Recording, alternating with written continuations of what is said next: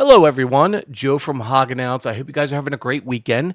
This is going to be a new playlist, Hognose Questions. This is episode 1 or part 1. Now, I picked random questions that I thought were good questions in my videos or from my videos in the last month or two, few months, maybe 10 months back. Who knows? They were good questions. That's why we're going to address them here.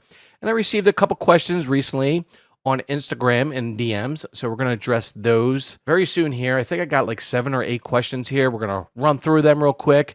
And I'm going to give you my opinion, of course, on what I do, what I feel is the right thing to do. And it's just my advice. And this is due to my experience and also my research. So take it for what it's worth. I love helping people out when it comes to caring for the hognose snake. Before we get on with the questions, I have a sale this week. Check them out. It's babies. I think the sale ends tomorrow. Already sold one. Sold one last night. So check out the Morph Market page down below. So with that being said, let me put on my old man glasses because when you get older, you got to wear readers. And we're going to get to this first question from Instagram. And guys, make sure you use punctuation, capital letters, and periods, and it helps out. Makes it flow nice. Hey, Joe, I want to ask you for advice. I got a hoggy baby in early July. Tried different size boxes. Have no idea what that means. Please expand.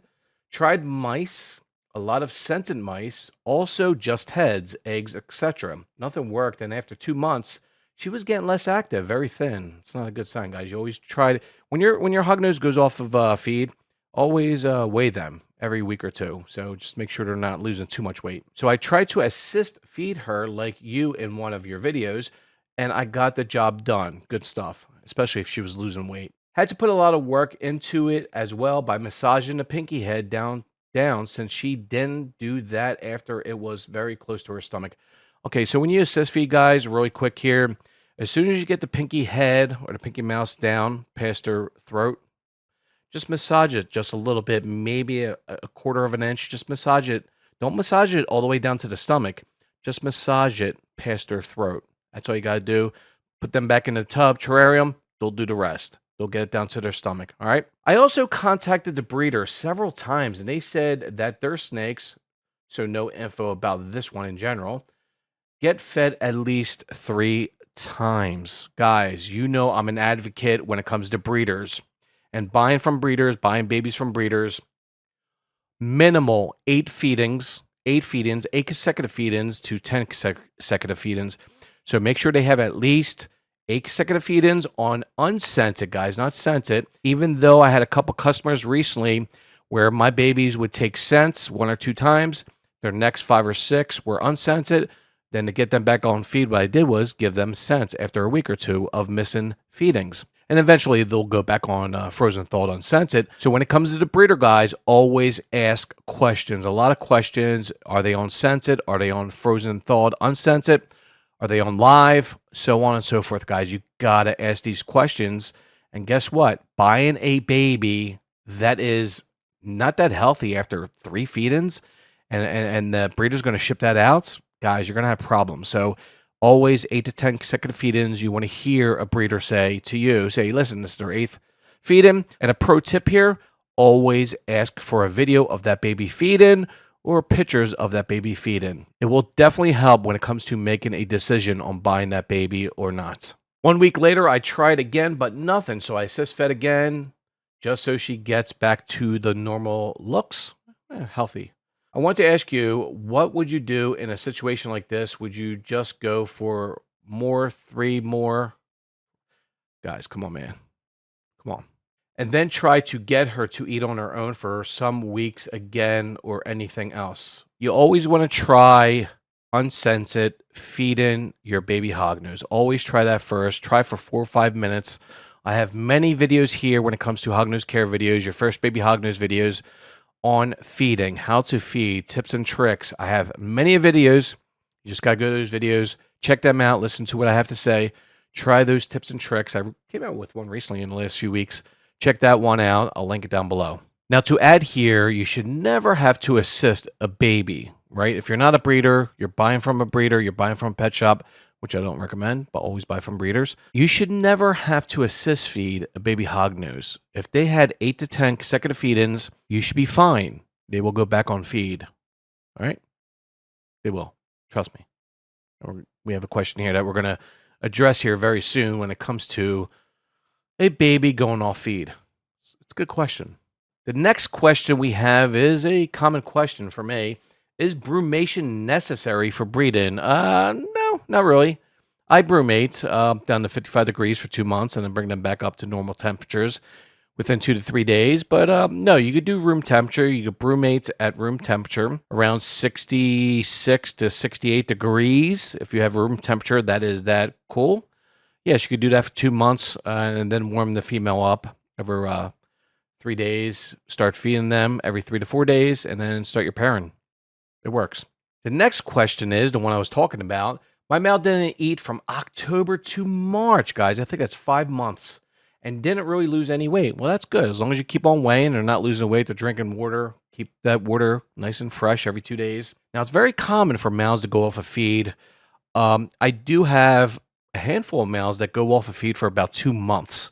And that's about it, guys. 8 weeks. I had one that won 4 months, actually, about 2 years ago. But now, most of the times, it's the males that go off feed. I really have no idea. Maybe it's the humidity, maybe it's the temperature change, maybe it's the seasons. I don't know, because they do brumate during the winter time naturally in the wild. It could be that. I don't know. But they'll eventually go back on feed. Just try feeding them every 5 to 6 days, and that's all you can do. And of course, always check their weight to make sure they're not losing too much weight. And then it continues here. Then in March, he resumed eating without skipping a beat. Just like I said, yes, guys, it does happen. Just check the weight. The weight is the most important part if they're not losing massive amounts of weight. If you have a baby male that's 40 grams and after 2 months they're down to 38 grams, that's not too bad. They're fine. They're still healthy. Like I said, just make sure there's water in there and change the water every 2 to 3 days, and you should be fine, and they'll go back on feed. And we have a question here. I have a micro hognose. It's really tiny. Guys, don't buy tiny hognoses. I'm like 8 grams minimal, 7 grams minimal.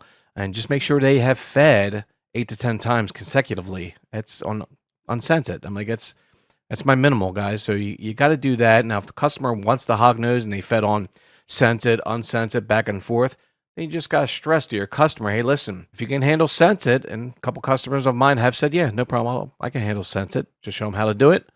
That's no issue. But, guys, you need to talk that out with your breeder, the breeder that you're buying the hog nose from, okay? It's really tiny. It won't eat a cut pinky head to try to feed that. But guys, punctuation, please. Just not eating. Any tips for the smallest juvenile Western Hognose snake? Yes, of course. If it's that tiny, underneath 6 grams, you might just have to give them pinky heads and try to feed them. Talk to your breeder. You got to talk to your breeder. What did they feed on? Were they on unscented? How many times did they feed? How many consecutive feed-ins? This is why I'm making this video, is because it's very important.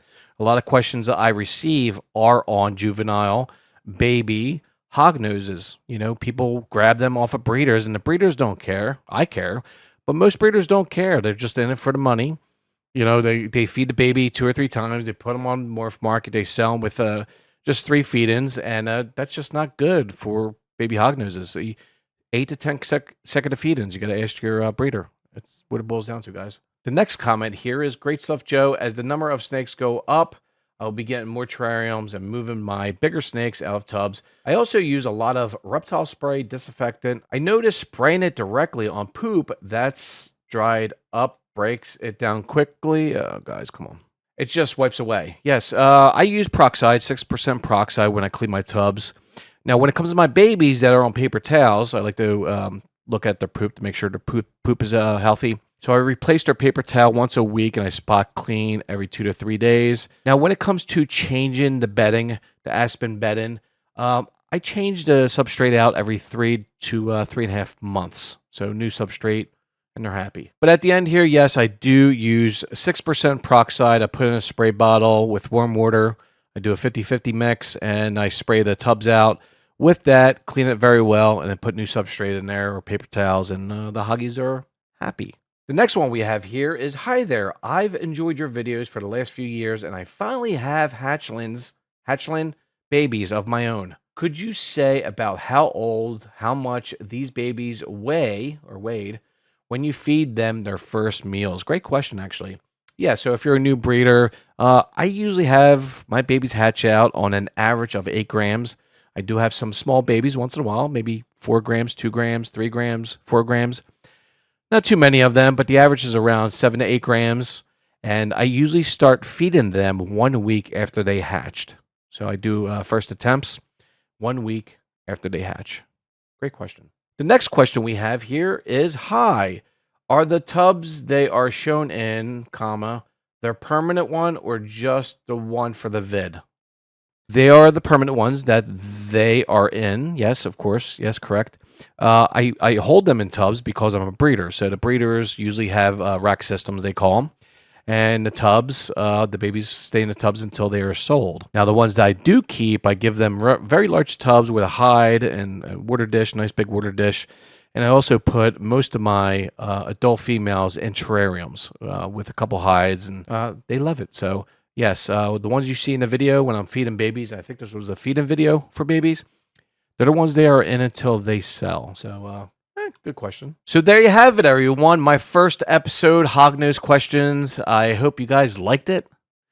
It's the first episode. The first episode is usually never good, so I hope you guys enjoyed it. So that being said, if you have any questions for future episodes of Hognose Questions, hit me down below. I'll get to them. I'm going to try to do this at least once a week or once every other week. So we'll keep it going. The more questions I get, I guess the more videos I'll make. All right, everybody, you have a great week this week. I'll see you in the next video. This is Joe from Hognose. I'm out. Cheers.